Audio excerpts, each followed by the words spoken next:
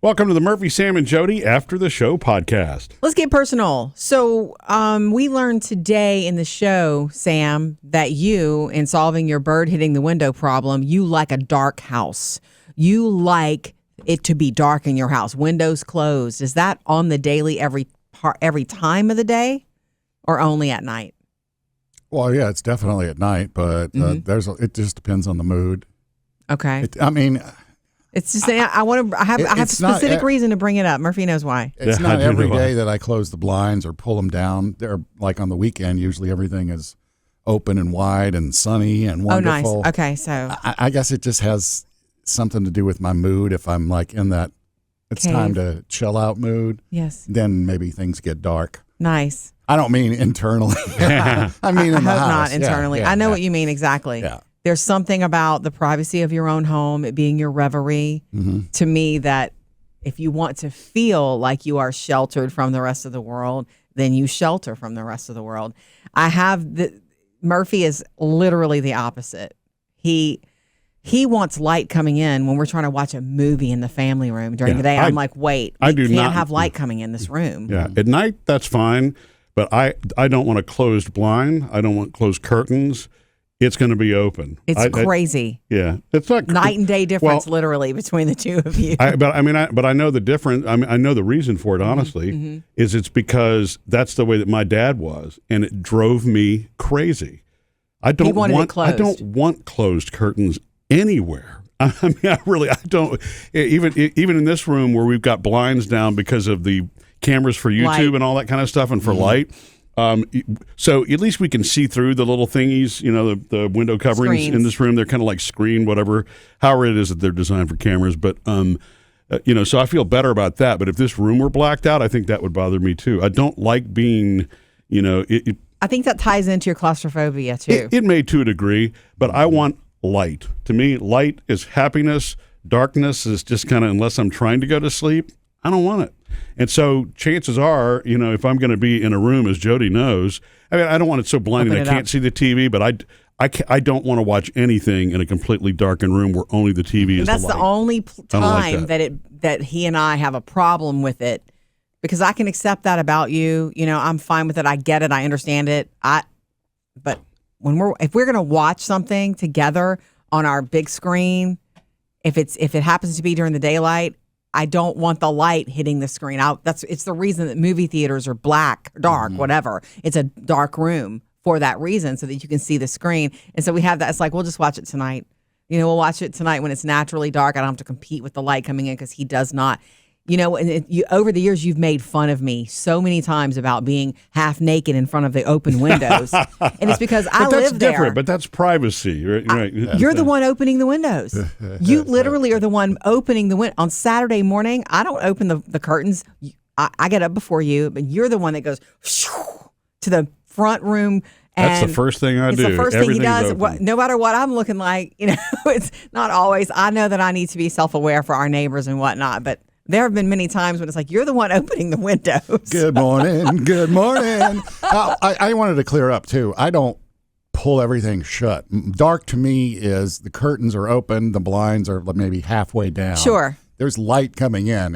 I don't live in a tomb except my bedroom at night when everything is dark. But it's not as light as what you said. It sounds like you like. Oh, yeah, I like that. It's open. But I know where that comes from. And I think the screen thing, and a TV screen, to me, it's probably the contrast. That's an eyes thing for me. It's very hard on my eyes to have this bright spot in the middle of the room and everything else being pitch black around me. My eyes don't do well with that. So that's the reason for that. But it's hard for me because I'll see a glare and I'm like, I can't watch this. Can we please close the window behind? No. That's our one big thing that we will never meet in the middle. We'll never agree on. So whatever, it's not a big deal. Most of the stuff we watch together is at night anyway. Yeah, right, exactly. I mentioned that I like to subdue things too with like colored lights. Do y'all have any colored lights, or do y'all just bring lights down? Or he's in control of the lights and he brings them up and down. I got you. Yeah, I don't do. There's nothing wrong with the colored light thing. I just don't. It doesn't light him up.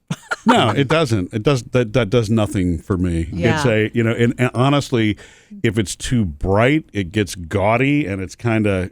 I mean, well, let me say it this way: if it was a party, like when the girls were younger, and we do those kind of parties and all that, I would do all that. Yeah. But I mean, the like different colored LED bulbs sitting in my don't do that. Mm-mm. Everybody's different, and you get to play with your own environment. Yeah, you do. If it makes you happy, do it, right? Your environment gets to be your environment. Right. That's the beauty of all the choices. It was so funny about, I don't know if you liking, to control all of that has anything to do with the way you grew up or what your house was like. But my house was a small home, and it was dark walls and paneling and things like that. Yeah. I don't remember if there was ever any discussion about it's too dark in here, it's too light in here. That was never a thing.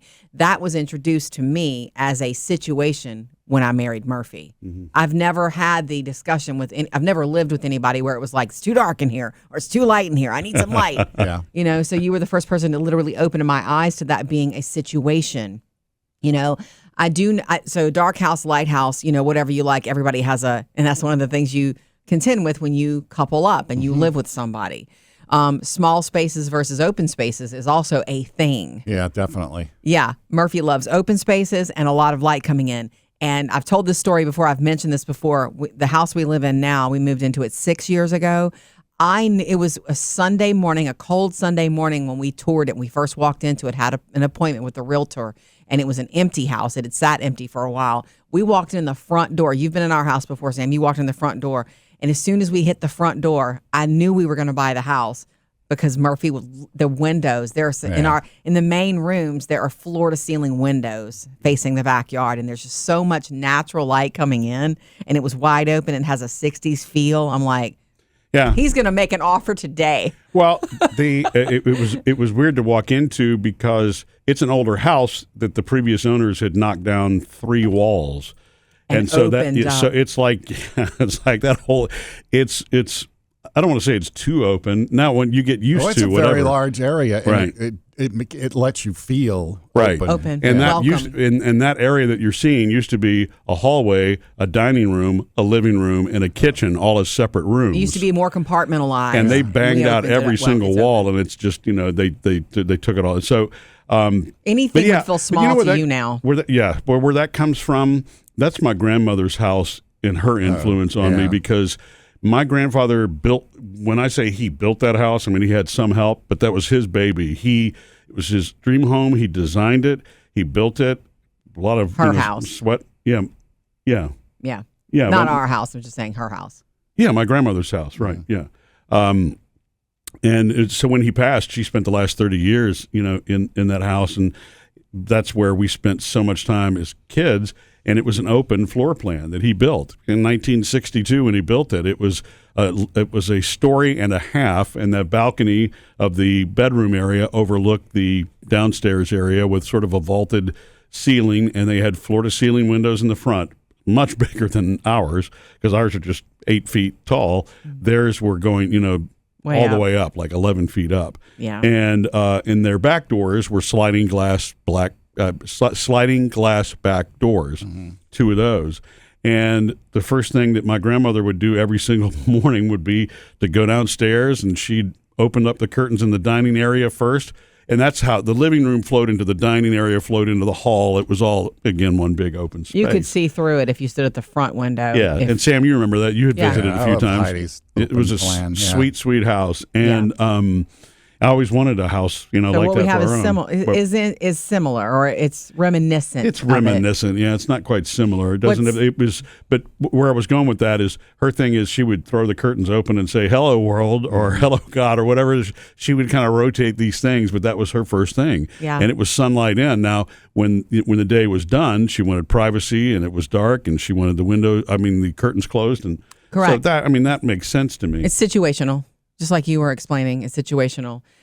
So dark house versus light house, right? And then small spaces, open spaces. I grew up in a house that it was plenty, but I guess it was small. If I were to walk back through it now, I want to go back to it so badly, and they won't let. I left my phone number for them, and they haven't called me back. Mm-hmm. I know that I would feel that it's small now that I'm grown. and it was compartmentalized. There were no, even the living room where we would all congregate was a small room. And so, as a child, it was the big room, but I know now that it would be a small area. Yeah. And so I have no problem with it because that was my normal. Does that make sense? That was completely normal to me. But I also don't have the claustrophobia thing. I've told you, I could sleep on the top bunk. I could get in a crate. I feel comfortable when I feel surrounded. Yeah. I could be swaddled and feel fantastic, not claustrophobic at all. Wait. You can't sleep on a top bunk? Well, some I people can't with something in front of my face. No. Up at the ceiling. So, okay, I got you. Yeah. If we were on a cruise ship and we were all trying to bunk in the same little cabin, he would never be able to be on top because the wall's right there. Yeah, so you could never serve on a submarine. No. Yeah, right. No. The other thing with the big and little is also, to me, is clutter and unclutter. Yes. Because our house growing up, it was smaller. In fact, so much that my mom and dad closed in the carport to make an extra family room. But the rooms were small. They filled them with furniture. My mom liked to have a lot of stuff. Yeah. So as soon as I had my first place, it was just like, let's clean everything out here. Sure. I don't have a lot on the walls. I don't have a lot of knickknacks and bric-a-brac and too much furniture just because of that. You had control finally. A cluttered childhood. I now like an open space. Yeah, Yes. that makes perfect sense. Yeah. Same with our house. In the house that my dad literally lived his entire life in, my childhood home, same thing. They knocked a wall out. They put up a wall in what was the living room to create an extra bedroom for all of us. And so it was a 1,400 square foot house. My parents kept everything. My sister, the reason my sister is a minimalist is because of that. I mean, my sister, you may like clean, Sam, but when I say my sister's a minimalist, You can give her a Christmas present and you can be sure by the next December she probably doesn't have it anymore. And that's okay. Her home is so wonderfully maintained that it looks like it's staged. Yeah. Oh, really? Is this for sale, Jackie? You're right, exactly. Are you guys selling? Oh no, this is just a Sunday afternoon. Yeah. Yeah. And I'm a mix of both of those, but Jodi is not a clutter person, so I think over the years, as there are things that your kids make you that you want to display and hang, and it's special and it's got a story. All the things that have stories, honestly, are probably the things that are the most prevalent in our home. Yeah, I like to decorate with things that matter to us, that tell the story of our family. Other than that, I like things picked up, which is why I constantly pick up your stuff. And Murphy's always going, "What did you do with my keys? What did you do with this? What did you do with that?" Because he knows I put it somewhere. And I usually try to, if you leave something on top of the credenza, I will stick it in that drawer right underneath. So if you go looking near where you think it is, it's there. It's just put away. Yeah. He knows It's a game. Yeah. I've gotten better about that over the years. I used to be put everything, don't put anything on the counter, put it in the drawer, right. Pick up your shoes, all that. But in the last few years, I've gotten, maybe it's because I'm alone, I've gotten if I leave those shoes if there, you lay it I'll there, get them there tomorrow. There is something, it's a selfishness, I guess, that we all have, because if I leave something out, it doesn't bother me as much as him leaving something out. Yeah. That is a human piece of honesty right there. If you live with somebody, if you leave your shoes on the floor, it doesn't bother you because you know you left them there. If I see them, I'm like, ugh, pick up your shoes. Well, there are some things that I leave out because I want them in view because I don't want to forget. I know. When I'm moving fast, I don't want to forget. So if I leave it sitting there on the counter, there's a reason, for that. And it's truly out of sight, out of mind for me when that happens. But he tells me that, Jodi, I'm leaving this here because I need to remember it. I will tell her that now. Don't be the Jodi tornado and put this one away. Because sometimes Jodi's moving so fast, she doesn't remember where she put it. Truthfully. Yeah. Just clean it up. It's like, where did it go? Well, I remember it was sitting out. It's like, okay. Well, I don't know where it is, but it's put away. Yeah. But I really, the same thing that you're describing, Sam, it's interesting what you want to not be like, when you're growing up in your own house, because the clutter part does drive me crazy too, and I think we've got a happy balance, Jodi, in our house. And I don't know how.